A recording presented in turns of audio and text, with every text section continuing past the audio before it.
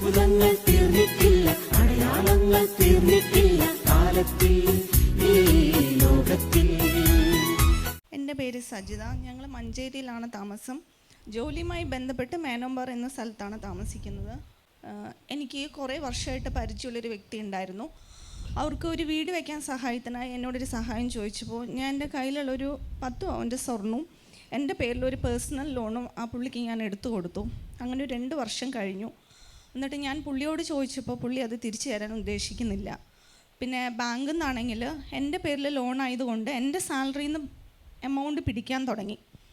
അപ്പോൾ വീട്ടിലെല്ലാവരും പറഞ്ഞു പോലീസിൽ പരാതിപ്പെടാം, അല്ലാതെ ഇത് വേറൊരു വഴിയില്ല എന്ന്. അപ്പോൾ ഞാൻ പറഞ്ഞു ദൈവം എനിക്ക് തരും എന്ന് പറഞ്ഞു.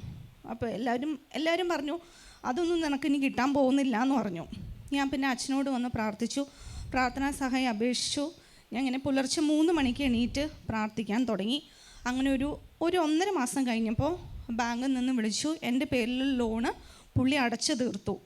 പിന്നെ എനിക്ക് തരാനുള്ള സ്വർണം പുള്ളി എൻ്റെ വീട്ടിൽ കൊണ്ട് തന്നു.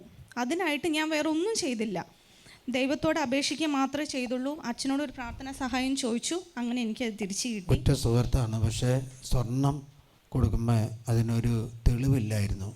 മാത്രമല്ല സാലറി സർട്ടിഫിക്കറ്റ് വെച്ച് ലോൺ എടുത്തു കൊടുത്തു, ലോൺ അടച്ചില്ല. അല്ലെലിയ ഞാൻ സഹോദരിയോട് പറഞ്ഞു അവിടെ പോയി ഒന്ന് ചോദിക്കാമല്ലേ. ആ സഹോദരി അത് വേണ്ട അച്ഛാ, എനിക്കത് കിട്ടും, ഞാൻ ഇവിടെ ഒന്ന് ധ്യാനം കൂടാണ്, ആ വ്യക്തിക്ക് വേണ്ടി പ്രാർത്ഥിക്കുകയാണ്.